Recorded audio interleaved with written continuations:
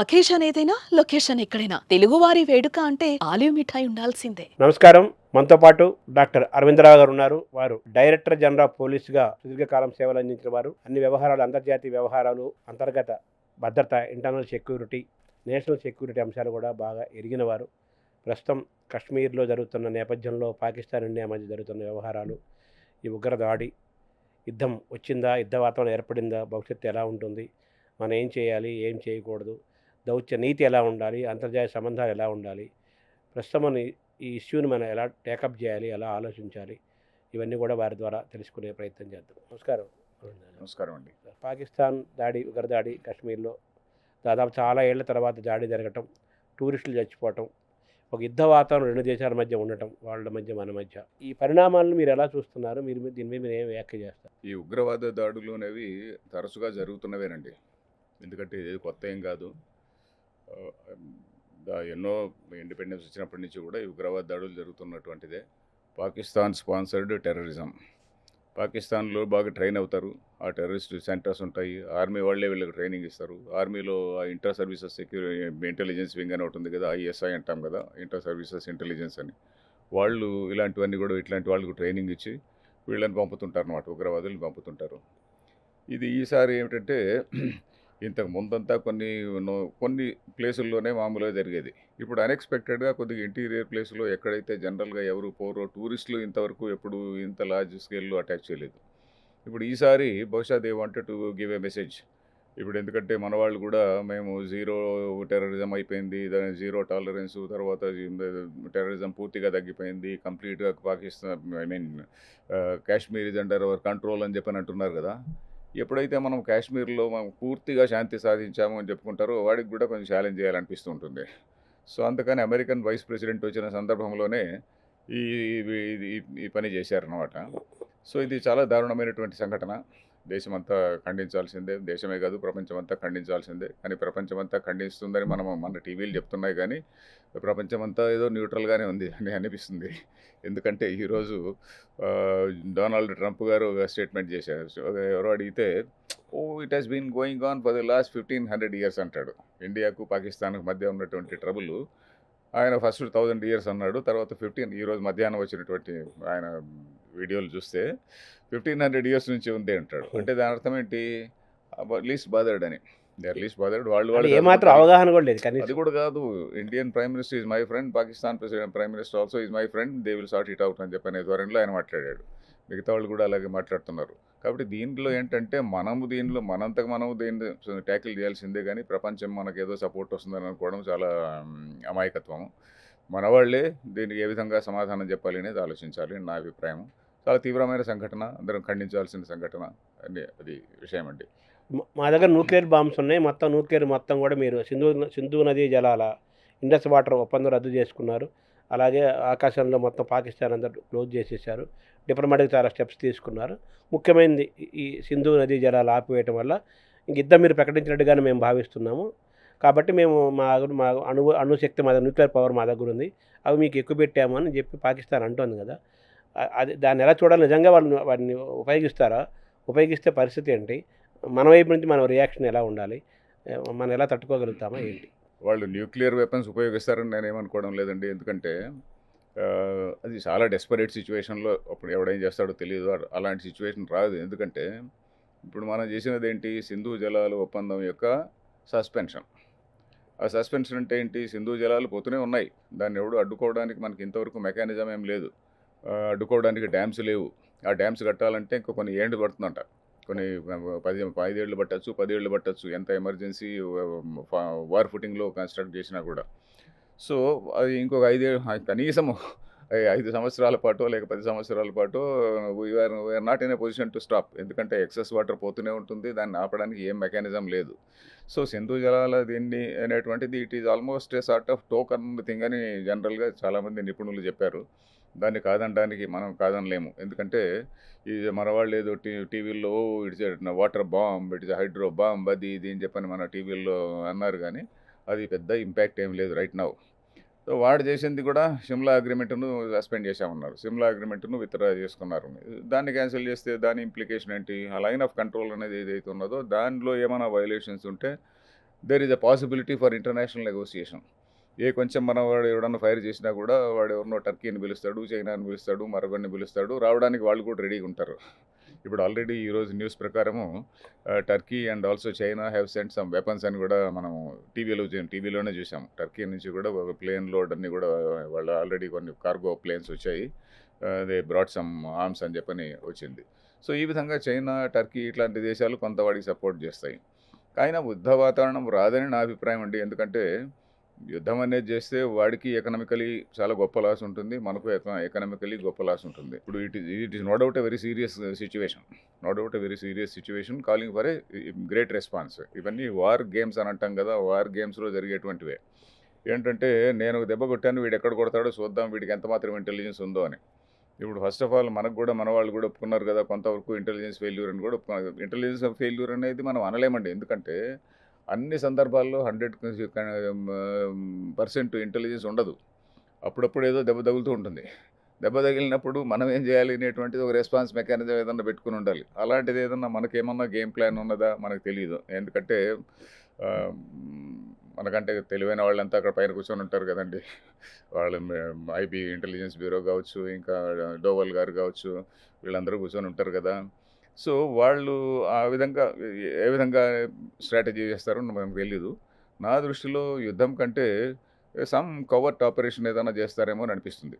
ఎందుకంటే covert operation అనేటువంటిది it is more effective than a war.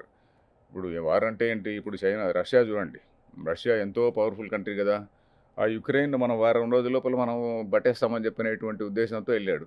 వెళితే ఏమైంది? యుక్రెయిన్కి బోల్డ్ సపోర్ట్, ఎక్స్టర్నల్ సపోర్ట్ అంతా వచ్చింది. యూరోప్ మొత్తం వచ్చాడు, వచ్చేసి. అమెరికా వచ్చాడు, అందరూ వచ్చారు. వాడికి బోల్డ్ అంత సపోర్ట్ వచ్చి 3 ఏళ్ల నుంచి ఇరుక్కొని పోయినారు. వీడు యుక్రెయిన్ చాలా మటుకు డ్యామేజ్ అయినప్పటికీ కూడా రష్యాలో కూడా lot many people have died and lot of economic చాలా నష్టం డ్యామేజ్. జరిగింది. యుద్ధానికి పోతే ఇద్దరికి కూడా ఎక్కువ నష్టమే, మనకు కూడా ఎక్కువ నష్టమే, వాడికి ఇంకా ఎక్కువ నష్టమే, మనకంటే ఎక్కువ వాడికి ఇంకా ఎక్కువ నష్టం. బట్ మనకు ఎకనామిక్ డ్యామేజ్ తీసుకునే అవసరం లేదని నాకు అనిపిస్తుంది. ఎందుకంటే కంట్రీలో ఏదో ఇన్వెస్ట్మెంట్ రావాలి, కొంచెం పీస్ఫుల్ అట్మాస్ఫియర్ ఉండాలి, తర్వాత కాశ్మీర్ ప్రజలు మనతో పాటు ఉండాలి. ముఖ్యంగా ఇప్పుడు కాశ్మీర్లో కూడా కాశ్మీర్ ప్రజలు మనతో పాటు ఉన్నారు అనేటువంటిది కొంతవరకు ట్రూత్ ఉంది, దానిలో డౌట్ ఏం లేదు. దాన్ని ఇంకా కొంచెం కన్సాలిడేట్ చేసుకోవాలి. కాశ్మీర్ ప్రజలు మనతో పాటు ఉండాలి, దేశంలో ఉన్నటువంటి ముస్లిం మెజారిటీ కూడా, ముస్లిం ప్రజలు కూడా, ముస్లిం ఇంటలెక్చువల్స్ మనతో పాటు ఉండాలి. ఎందుకంటే అతనెవరు, మునీర్ అనే అతను చూడండి, ఆర్మీ చీఫ్ ఉన్నాడు కదా, పాకిస్తాన్ ఆర్మీ చీఫ్ ఏమన్నాడు? మనం వేరే, హిందువులు వేరే, మనది ఒక సుపీరియర్ ఇది, హిందువులు మనం ఎప్పుడూ కలిసి ఉండలేము అనేటువంటి మాట్లాడాడు. అది ఎవరికి మెసేజ్? అది ఒట్టి పాకిస్తాన్ కాశ్మీర్ వాళ్ళకే కాదు, భారతదేశంలో ఉన్నటువంటి ముస్లింలందరికీ కూడా ఒక మెసేజ్. ఒరే మీరందరూ రెడీగా ఉండండిరా, మరి మనమందరం కూడా ఈ దేశాన్ని ఇస్లామైజ్ చేస్తాము అనేటువంటి మెసేజ్ ముందు నుంచి అంటున్నారు. పాకిస్తాన్కు ఉన్నటువంటి ఒక డ్రీమ్. ఇంకా అంతేకాకుండా ఈరోజు ఇంకో లీడర్ కూడా ఒక మాట ఉన్నాడండి, Islam teachers how to fight the enemy అని అన్నాడు. ఇస్లాం మనకు శత్రువుతో ఎలా యుద్ధం చేయాలి అనేది మనకి ఇస్లాం నేర్పిస్తుంది అని. సో వాడికి మతం అనేటువంటిది యుద్ధం, ఈ జిహాద్ అనేటువంటిది ఒక ఫారిన్ పాలసీ కింద పెట్టుకున్నాడండి. జిహాద్ అనేటువంటి ఫారిన్ పాలసీలో ఏంటి? ఈ టెర్రరిజం, మాటిమాటికి టెర్రరిజం. ఇప్పుడు ఈ భారతదేశం నుంచి ఎవడు టెర్రరిస్ట్ అక్కడ పోవడంలే. ఇండియా ఎప్పుడు కూడా టెర్రరిస్టులను ట్రైన్ చేసి వాళ్ళ దేశంలోకి పంపడంలే. కానీ వాడు రిపీటెడ్గా పంపుతూనే ఉన్నాడు. ఎందుకంటే టెర్రరిజం అనేటువంటిది వాడికి ఒక ఫారిన్ పాలసీ అయింది. సో దానివల్ల వాడికి నష్టం నడుస్తుందిలేండి, వాడికి ఏం పెద్ద లాభం ఏం లేదు. ఎందుకంటే వాడు కూడా ఎకనామికలీ బ్యాడ్ కండిషన్లో ఉన్నాడు.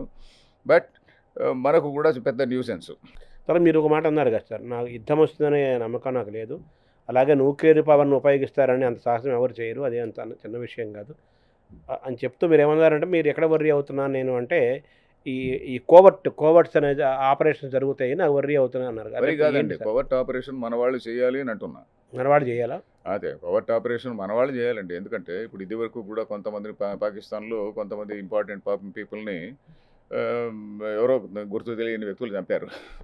సో అలాంటి ఆపరేషన్స్ చేస్తే తప్ప, అలాంటి ఆపరేషన్స్ చేస్తే ఎవడో ఏం చేయలేడు. అంటే మన మధ్యనే ఉగ్రవాదులు, మన మధ్యనే కొంతమంది కలిసి ఉన్నారు, వాళ్ళ ఉగ్రవాదుల తాలూకు కోవర్ట్లు పాకిస్తాన్ మన మధ్యలో ఉన్నారు. వాళ్ళ నుంచి మనకు ఏదన్నా పెద్ద ఇబ్బంది జరిగే అవకాశాలు దేశంలో ఉన్నాయి, కాబట్టి మన ఆపరేషన్ చేయాలంటారు మీరు. అట్లాంటి ఇన్సిడెంట్స్ ఎప్పుడైనా జరగచ్చండి, ఎప్పుడైనా జరగచ్చు. ఎందుకంటే అది కొంతమంది టెర్రరిజంకు గొప్ప డబ్బులు అక్కర్లేదండి. ఎందుకంటే హైలీ మోటివేటెడ్ పీపుల్ ఉంటే చాలు. హైలీ మోటివేటెడ్ పీపుల్ ఉన్నారు. ఎందుకంటే వాడెవడో చెప్పాడు కదా, ఈరోజు పాకిస్తాన్ లీడర్ అన్నాడు కదా, మా మతమే మాకు నేర్పిస్తుంది యుద్ధం చేయడం అని అన్నాడు కదా. సో ఆ విధంగా వాడు పుట్టినప్పటి నుంచి వాడికి ద్వేషం అనేటువంటి దాన్ని నూరిపోస్తుంటారు. సో అలాంటప్పుడు ఐడియాలజికలీ కమిటెడ్ పీపుల్ ఉంటారు. సో అలాంటి వాడు పిచ్చోడు, వాడికి ఏ కొంచెం ఆయుధం దొరికినా కూడా ఎవరినో కొట్టడానికి రెడీగా ఉంటాడు. సో కాబట్టి అట్లాంటి వాతావరణాన్ని తగ్గించడానికి మనం ప్రయత్నించాలి. ఇప్పుడు మన ఎదురుగా ఉన్న సవాళ్ళల్లో మళ్ళీ కాశ్మీర్లో మళ్ళీ ఉగ్రదాడులు జరిగే అవకాశం ఉందని కూడా వినపడుతుంది కదా సార్, ఎలా చూడాలి దాన్ని? తప్పచ్చండి, జరగచ్చు. ఎందుకంటే కాశ్మీరు అనేటువంటిది కంట్రోల్లో వచ్చింది అని ప్రభుత్వం అంటుంది. కంట్రోల్లోకి రాలేదు అని ఛాలెంజ్ చేసినట్టుగా ఇంకో ఇద్దరిని పంపుతారనుకోండి, రేపే జరగచ్చు, కావాలంటే ఒక ఇన్సిడెంట్ జరగచ్చు. దానికోసం మన వాళ్ళు రెడీగా ఉండాలి అంతే. దానికి ఇంటెలిజెన్స్ చూడాలి. ఇంకా ఇది వరకు మనకి ఎంతెంతో ఇంటెలిజెన్స్లో ఎన్నో సోర్సెస్ ఉంటాయి కదా. So we have to improve our intelligence, be alert, more alert. అలా మనం కూడా పాకిస్తాన్ తాలూకు ఎయిర్ స్పేస్ క్లోజ్ చేసేసాం. దాని నుంచి పెద్దగా వాళ్ళు చేశారు, మన అది దాని నుంచి పెద్ద లాభ నష్టాలు ఏమీ లేవు. ఇండస్ వాటర్ ట్రీటీ వల్ల ఇప్పుడు ఇమీడియట్గా పాకిస్తాన్కి వచ్చిన నష్టం ఏమీ లేదు. ఇండస్ వాటర్ ట్రీటీ సస్పెండ్ చేయడం వల్ల పాకిస్తాన్కి వచ్చిన నష్టమే లేదు. ఇంకొక ట్రీటీ షిమ్లా ఒప్పందం చేసినందువల్ల కూడా ఇమీడియట్గా వచ్చే నష్టం మనకు లేదు, ఏమీ లేదు. రెండు కూడా ఒక వార్ ఆఫ్ వర్డ్స్ లాగా ఉంది, కాగితాల్లోనే అంతే, వార్తల్లోనూ. ఇప్పుడు మన ఎదురుగా ఉన్న ఛాలెంజెస్ ఏంటి? పాకిస్తాన్కి మనం ఎలా మెసేజ్ ఇవ్వాలి? ఈ సిచ్యువేషన్ మనం ఎలా రియాక్ట్ అవ్వాలి సార్? ఇప్పుడు ఒక బిగ్గర్ పిక్చర్ కూడా మన వాళ్ళు ఆలోచించాలండి. ఎందుకంటే ఇప్పుడు ఇదేదో టెర్రరిస్ట్ ఇన్సిడెంట్ అని చెప్పని దానికి రియాక్ట్ అవుతూ ఉంటే ఎన్నాళ్ళు పోయినా ఇది ఇలానే ఉంటుంది.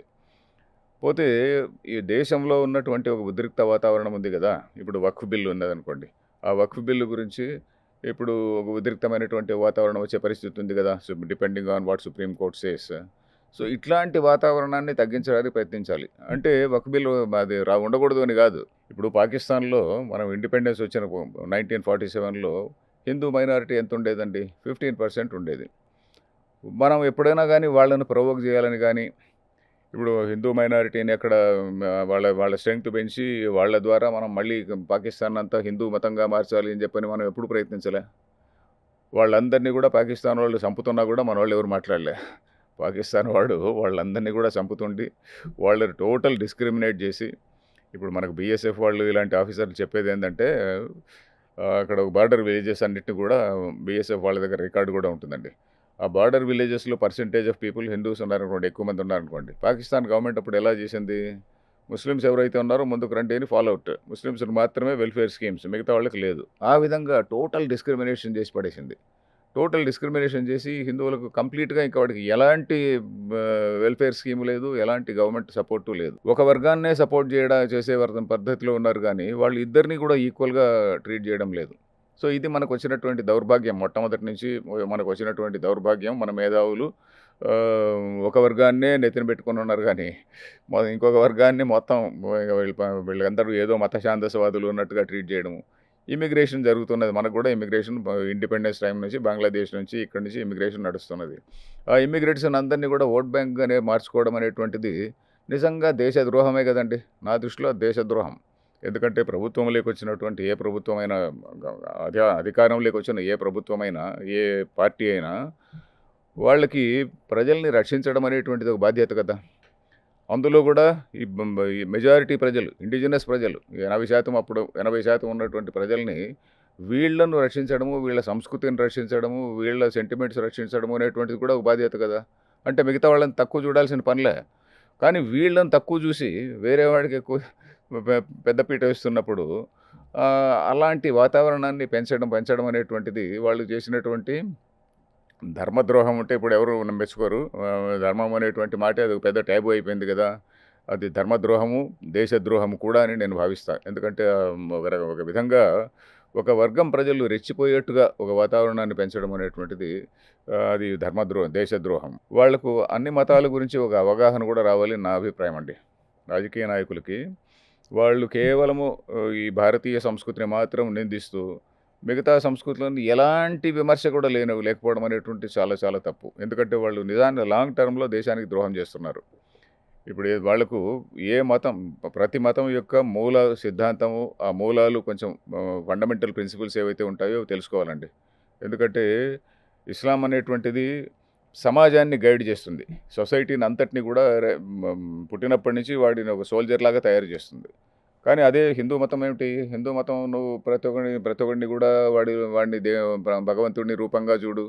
సో ఈ విధంగా చెప్తుంది. నువ్వు భగవంతుడి స్థాయికి ఎదగాలి అని చెప్పని హిందూయిజం ఒక వ్యక్తిని టార్గెట్ చేసి వ్యక్తిని ట్రైన్ చేస్తుంది. కానీ ఇస్లాం అలా కాకుండా సమాజాన్ని ట్రైన్ చేస్తుంది. సమాజాన్ని ఎలా ట్రైన్ చేస్తుంది? మీరందరూ కూడా ప్రపంచాన్నంతటి కూడా మనం ఆక్యుపై చేయాలి, ప్రపంచంలో మనం తప్ప ఇంకెవరు ఉండకూడదు అనే ధోరణిలో చేస్తారనమాట. సో సమాజంలో మార్పు రావాలంటే పాలిటీషియన్స్ కూడా రిలీజన్ గురించి అవేర్నెస్ తెలుసుకోవాలి, ప్రజలకు కూడా రావాలండి. ప్రజలు మన సంస్కృతిని ఎవరు రక్షించే వాళ్ళు అనేది కూడా తెలుసుకోవాలి. సో రాజకీయ నాయకుల్లో యాక్చువల్లీ మతం గురించి బాగా స్టడీ చేసిన వాళ్ళు చాలామంది ఉండొచ్చు, కానీ ఓపెన్గా చెప్పిన వాళ్ళు నా దృష్టిలో అంబేద్కర్ ఒకటేనండి. అంబేద్కర్ ఏంటి, ఆయన పుస్తకాల్లో చాలా క్లియర్గా ఎక్స్ప్లెయిన్ చేశాడు. హిందూయిజం అనేటువంటిది అతను హిందూ మతం క్యాస్టు దాన్ని అంతటినీ ఆయన పూర్తిగా వ్యతిరేకించాడు. కానీ భారతీయ సంస్కృతి అనే దాన్ని వ్యతిరేకించలే. అందుకని ఆయన ఏం చెప్పాడు, మనం భారతీయ సంస్కృతి నుంచి దూరం పోకూడదు, హిందూ మతం మనకు అనవసరం, కానీ భారతీయ సంస్కృతి నుంచి మనం దూరం పోకూడదు, మనం అందరం కూడా బుద్ధిజం స్వీకరించాలి అని చెప్పని మొట్టమొదట he made a distinction. Hinduism వేరే, భారతీయ సంస్కృతి వేరే అనేటువంటిది. భారతీయ సంస్కృతి అంటే సనాతన ధర్మము, అందరినీ గౌరవించడము, అందరినీ ఆదరించడం అనేటువంటి సంస్కృతి మనది. దానికి అంబేద్కర్ వ్యతిరేకం కాదు. దానికి అంబేద్కర్ వ్యతిరేకం కానే కాదు. ఆ పుస్తకాలు చాలా క్లియర్గా రాశాడు అతను. అది అంత క్లారిటీతో ఆ కాలం పాలిటీషియన్స్ ఎవరూ చెప్పలేదు. ఆ కాలం పాలిటీషియన్స్ అందరూ కూడా బ్రిటిష్ వాడు మనకు స్వాతంత్రం ఇచ్చినప్పుడు కూడా ఒక హిందువులు ముస్లింలు ఎప్పుడూ పోట్లాడుకుంటుండే వాతావరణంలోనే ఉండేట్టుగా అలాంటి వాళ్ళకి రాజ్యాన్ని ఇచ్చి వెళ్ళిపోయారు. కానీ వీళ్ళు పీస్ఫుల్గా ఉండని అనే ధోరణితో ఇవ్వలే. India again has to break అనేటువంటి ధోరణిలోనే వాళ్ళు అలాంటి వాళ్ళకే రాజ్యాన్ని ఇచ్చి వెళ్ళారు. సో ప్రజల్లో అవేర్నెస్ రావాలి, అన్ని మతాల గురించి అవగాహన ఉండాలి.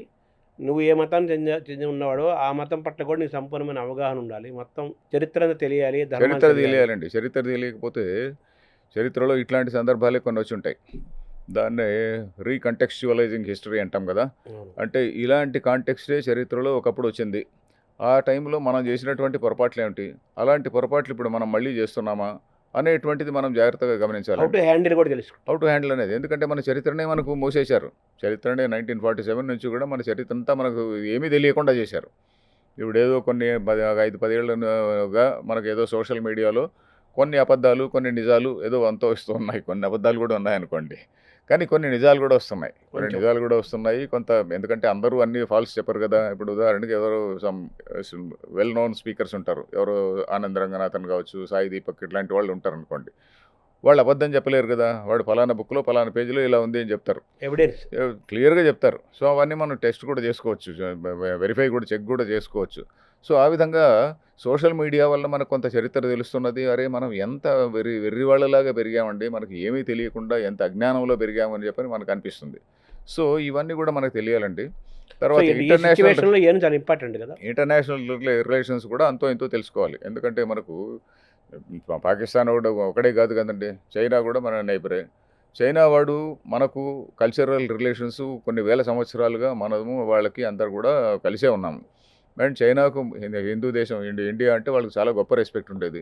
ఓన్లీ కమ్యూనిస్ట్ రెజీమ్ వచ్చిన తర్వాతనే 1940s నుంచినే మనకు వ్యతిరేకంగా అయిపోయింది అనమాట చైనా. అంతకుముందు 2000 సంవత్సరాలుగానో 3000 సంవత్సరాలుగానో మనకు చాలా క్లోజ్గా ఉన్నటువంటి వాళ్ళు కూడా బట్టలు తెచ్చుకునేవాళ్ళం. బట్టలే కాదు,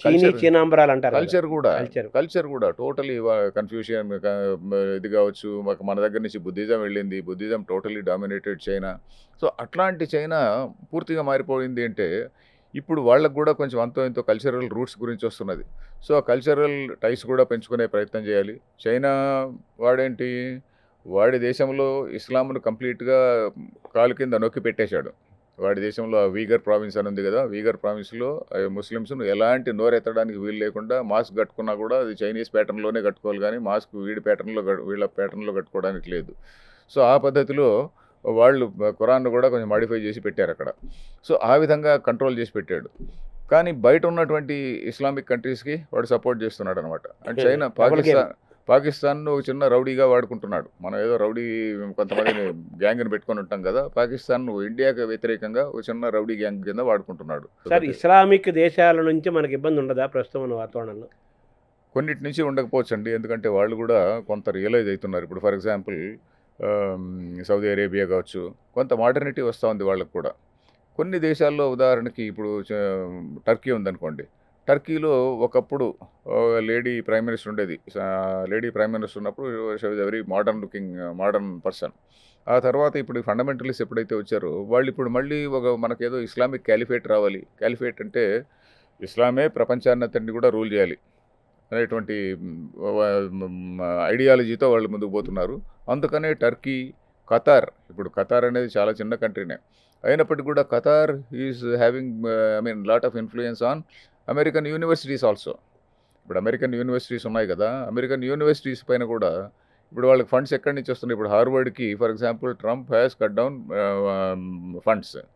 వాడేమంటున్నాడు, మాకు నీ ఫండ్, వాడు ఛాలెంజ్ చేస్తున్నాడు దానికి. హార్వర్డ్ వాడు, యూనివర్సిటీ వాడు ప్రెసిడెంట్ని ఛాలెంజ్ చేస్తున్నాడు.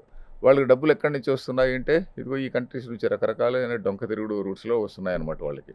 సో అంటే ఇప్పుడు మనకి ఇస్లామిక్ దేశాల్లో అన్ని దేశాలు మనకి వ్యతిరేకంగా అన్ని లేవు, దేశాల్లో పాకిస్తాన్ మనకు పరంగా వ్యతిరేకం కాదండి. టైట్ రోప్ వాక్ అంటాం, ఆ విధంగా ఉంది. ఇప్పుడు సెంట్రల్ గవర్నమెంట్ పరిస్థితి, మోడీ గారి పరిస్థితి టైట్ రోప్ వాకే అది. లేక కత్తి మీద సామంటాం చూడండి, ఆ కత్తి మీద నడిచినట్టే. ఎందుకంటే ఆయన తీవ్రంగా సప్రెషన్ లేకి ధోరణిలో దీనిలోకి కూడా వెళ్ళిపోలేడు. వెళితే ఏమైంది, అప్పుడు వాళ్ళందరికీ కూడా అరే ఇస్లాం అనేటువంటి సెంటిమెంట్ వస్తుంది.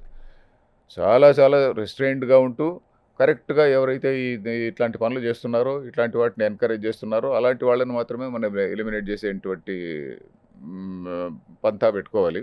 ఇప్పుడు అంటే మన దౌత్య విధానము, మన అంతర్జాతీయ రిలేషన్స్ బాగానే ఉందంటారా మీరు? అంటే మన ప్రపంచ దేశాల పరిణామాలు మనం వాళ్ళతో అంటే కలుస్తున్న విధానం, ఒకటి వాళ్ళు ఏంటంటే మనతో కలుస్తున్న విధానం. మన అదృష్టవశాత్తు మనకు కొన్ని పాజిటివ్ ఇది జరిగాయి. ఏంటంటే అమెరికాలో ట్రంప్ వచ్చిన తర్వాత అక్కడే ఉన్నటువంటి డీప్ స్టేట్ను ఆయనే ఎక్స్పోజ్ చేశాడు. ఆ డీప్ స్టేట్ అంటే ఎవరు, ఈ జార్జ్ సోరోస్ ఇట్లాంటి వాళ్ళు ఉన్నారు కదా, వాళ్ళందరూ మిగతా దేశాలను ఏ విధంగా ట్రబుల్స్ క్రియేట్ చేస్తున్నారు, మిగతా దేశాలకు ఎందుకు డబ్బులు ఇస్తున్నారు, ఈ డబ్బులందరూ ఎందుకు ఇచ్చారు ఆ దేశంలో. ఇప్పుడు ఇండియాలో ఎలక్షన్ల కోసం అని చెప్పని కొన్ని ఎన్నో బిలియన్స్ ఆఫ్ డబ్బులు ఇచ్చారంట, అవన్నీ ఎందుకు ఇచ్చారు అని ఇవన్నీ కూడా ఆయన కొంచెం ఎక్స్పోజ్ చేశాడు. అంటే మనం ఇంతవరకు కూడా అంతకుముందు ఇండియన్స్ అంటున్న దాన్ని అంతటిని కూడా ఆయన వ్యాలిడేట్ చేశాడు. మనం ఇదివరకు కూడా మనం అందరం అనుమానించిందే, ఈ అమెరికా నుంచి, సిఐఏ నుంచినో లేక ఇంకెక్కడి నుంచినో డబ్బులు వస్తున్నాయని చెప్పినటువంటి, జార్జ్ సోరోస్ నుంచి డబ్బులు వస్తున్నాయి అనేది చాలామంది చాలా వీడియోలు ఇట్లాంటివన్నీ కూడా ప్రొడ్యూస్ చేశారు. దాన్ని ఈయన కన్ఫర్మ్ చేశాడు యాక్చువల్లీ, ఎవరు, ట్రంప్. అలాగే ట్రంప్ భయం ఏంటి అంటే వాళ్ళ దేశంలో కూడా ఇప్పుడు లండన్ లాగా మారిపోకూడదు అని ఆయనకు భయం ఉంది, బాగా ఉంది. కొంతమందికి. యూరోప్లో ఇప్పటికే వలసలు పెరిగిపోయిన ఇబ్బంది పడుతున్నారు. ఆ యూరోప్లో ఇప్పుడు వలసలు పెరిగిపోయింది. యూరోప్లో వాళ్ళు ఎలా చూస్తున్నారు, ఇప్పుడు ఇది వలసగా ఇమ్మిగ్రేషన్ కాదు, ఇది ఇన్వేషన్ అంటున్నారు. యూరోప్లో ఇలాంటి టెర్రరిస్ట్ ఇన్సిడెంట్ జరిగినప్పుడు వాళ్ళు ఏమంటున్నారంటే వాళ్ళు దాన్ని straight away it is an invasion అంటున్నారు. అమెరికా కూడా WTO ఉంది, అదే 26/11 అది ఉంది, ఏమి ఉన్నాయి కదా. మన అదృష్టవశాత్తు యూరప్ తర్వాత అమెరికా, ఇంగ్లాండు వీళ్ళందరూ కూడా ఇదే పరిస్థితిలో ఉన్నారు కాబట్టి మనం కొంచెం గట్టిగా చర్య తీసుకున్నా కూడా వాళ్ళేం పెద్దగా రియాక్ట్ కారు. పోతే మీరు అన్నట్టుగా ఇస్లామిక్ కంట్రీస్ నుంచి రియాక్షన్ వచ్చే అవకాశం ఉంది మనం ఒక స్టెప్ దాటి వెళితే. సో కాబట్టి మనము within some limits, within some బౌండరీస్లో మనం ఆపరేట్ చేయాలి. ఆ కంట్రీస్ని కూడా, ఇస్లామిక్ కంట్రీస్ని కూడా వాళ్ళని గుడ్ హ్యూమర్లో పెట్టుకొని లేకుంటే కాన్ఫిడెన్స్లో తీసుకొని చేయాలి. అందుకనే కదా చాలాసార్లు ప్రైమ్ మినిస్టర్ సౌదీ అరేబియాకి పోవడము ఇట్లంతా చేస్తుంటారు కదా. అమర్నాథ్ యాత్ర జూన్లో జరగబోతుంది కదా సార్, సో దాన్ని కూడా దృష్టిలో పెట్టుకొని మనం అమర్నాథ్ యాత్ర వరకు గవర్నమెంట్ చాలా సక్సెస్ఫుల్గానే చేసింది ఇంతవరకు కూడా. చూడండి, అమర్నాథ్ ఎప్పుడు కొన్ని చోట్ల కంటిన్యూస్గా ఎక్కడైతే బాగా ఆర్మీ సపోర్ట్ కానీ, పోలీస్ సపోర్ట్ కానీ, వాచ్ కానీ ఉందో అవన్నీ బాగానే నడుస్తున్నాయి. కానీ ఈ ఇన్సిడెంట్ నేపథ్యంలో ఇప్పుడు ఈ ఇన్సిడెంట్ నేపథ్యంలో ఇంకా అలర్ట్గానే ఉంటారు. కానీ కాశ్మీర్ను కూడా మనము ఆ ప్రజల్ని కొంచెం మనం ఇంకా కొంచెం సాఫన్ చేయాలి. వాళ్ళకి అంతో ఇంతో ఇంకా ఏదో మనం వేరే భారతదేశం వేరే అనేటువంటి ఫీలింగ్ లేకుండా వాళ్ళని ఇంకా కొద్దిగా ఇండియనైజ్ చేయాలి. మేము భారతీయులమే, మేము భారతీయులమైనటువంటి సెంటిమెంట్ రావాలి. మన వాళ్ళు కూడా వెంటనే భయపడి టూరిజం ప్లేస్లు పోవడం క్యాన్సిల్ చేసుకునేది అవన్నీ కూడా అంత అనవసరమని ఏమో ఉంటుంది. ఎందుకంటే సేఫ్టీ ఉన్నటువంటి ప్లేసుల కన్నా పోతుండాలి కదా. అవును, సేఫ్టీ ఉన్నటువంటి ప్లేసుల కన్నా పోతుండాలి. మనం వాడితే ఏదో మాట్లాడుతుండాలి.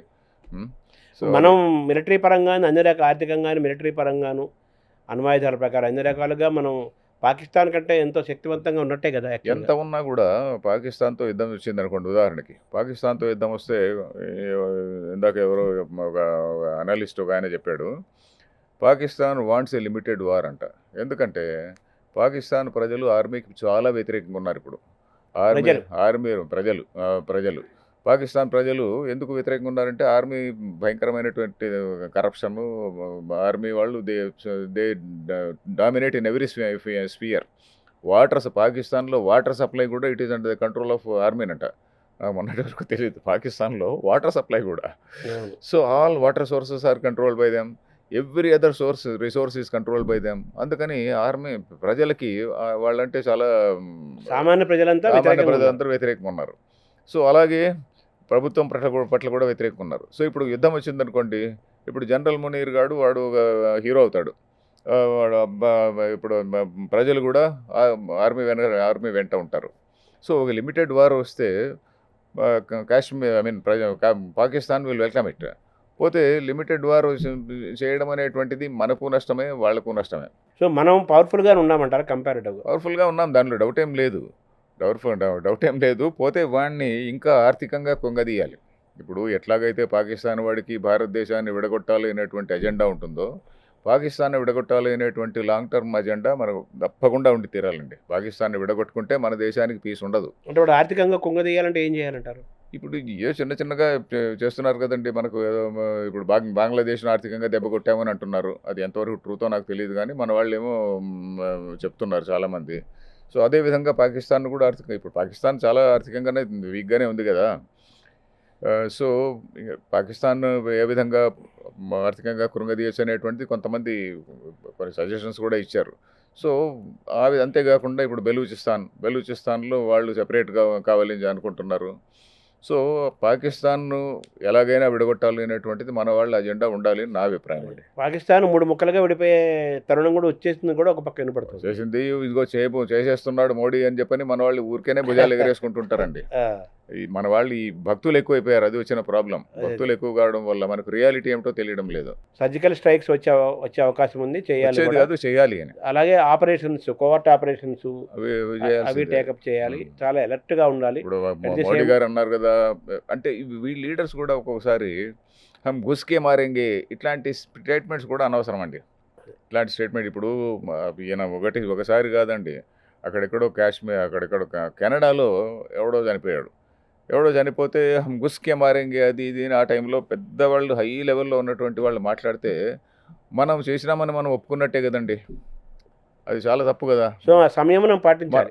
అది మనం చేసినా కూడా తెలియనట్టు ఉండాలి కదా. సో వీళ్ళకి మాత్రం వీళ్ళు హై ప్లేసుల్లో ఉంటే వీళ్ళు అలా ఉంటే ఎలాగండి? అంటే నీతి రాజనీతి అంటారు. డినయబిలిటీ అనేది ప్రతి ఒక్క పాకిస్తాన్ వాడు ఈ రోజు పంపుతున్నా కానీ మాకు సంబంధం లేదంటాడు. రోజు వాడు పంపుతూనే ఉన్నాడు. అంటున్నాడు కదా, నేను జరిగింది కూడా అంతా మీరు క్రియేషన్ అంటున్నాడు.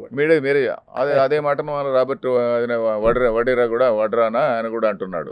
సో ఓవరాల్గా మనం అలర్ట్గా ఉంటాము. తర్వాత మీరు చెప్పినట్టుగా పాకిస్తాన్ని ఆర్థికంగా దెబ్బతీసి ఇంకా కుదేలు చేస్తే కానీ అది పూర్తిగా మన కంట్రోల్లోకి రాదు. దానికి ఏమేమి స్టెప్పులు తీసుకోవాలి అవన్నీ తీసుకోవాలి. యుద్ధం అనేది అది ఏమాత్రం రాకపోవచ్చు అని నా అభిప్రాయం అండి. ఎందుకంటే యుద్ధం అనేటువంటిది ఇద్దరికీ లాభదాయకం కాదు. ఇక్కడ ఇండియాలో ఒక పర్టికులర్ లెవెల్కు, ఒక క్రిటికల్ లెవెల్కు పాపులేషన్ పెరిగి హిందూ ముస్లిం కొట్లాటలు మొదలైన తర్వాత అప్పుడు మనం ఇంటర్వ్యూన్ అయ్యి హిందూ దేశాన్ని మనం లిబరేట్ చేయాలి, ఇండియాను లిబరేట్ చేయాలి అనేటువంటిది ఆ డ్రీమ్. అలాంటి డ్రీమ్ రాకుండా ఉండాలంటే మనం పాకిస్తాన్ను చాలా దెబ్బతీయాలి. ఇక్కడ ఇస్లామిక్ ఇంటలెక్చువల్స్ ఎవరైతే ఉన్నారో వాళ్ళు ఆ ఇస్లామిక్ సొసైటీని కంట్రోల్ చేసేట్టు చూడాలి. ఎందుకంటే ఇప్పుడు ఫర్ ఎగ్జాంపుల్ ఇస్లాంలో మౌల్వీల ప్రభావం ఎక్కువ ఉంటుందండి. పొలిటీషియన్స్ ప్రభావం కంటే మౌల్వీల ప్రభావం ఎక్కువ ఉంటుంది. ఇంటలెక్చువల్స్ వాళ్ళ ప్రభావం ఏమీ లేదు. సో మౌల్వీల ప్రభావం కాకుండా ఇంటలెక్చువల్స్ ప్రభావం వచ్చేట్టుగా ఎలాంటి స్టెప్స్ తీసుకోవాలనో ప్రభుత్వం ఆలోచించాలి, ప్రభుత్వంలో వ్యూహకర్తలు ఆలోచించాలి. చైనాతో కూడా మనం జాగ్రత్తగా రిలేషన్ మెయింటైన్ చేయాలి. చైనాతో గుడ్ రిలేషన్స్ ఉండాలి, లాంగ్ టర్మ్లో గుడ్ రిలేషన్స్ ఉండాలి నా అభిప్రాయం. ఇవన్నీ కూడా మనం పాకిస్తాన్ విషయంలో ఇప్పుడు తీసుకోవాల్సిన స్టెప్స్, కేర్ఫుల్గా ఉండాల్సిన అంశాలు. Thank you sir. నమస్కారం అండి. సుమన్ టీవీలో మీ పర్సనల్ అండ్ బిజినెస్ ప్రమోషన్స్ కోసం కింది నెంబర్కి కాంటాక్ట్ చేయండి.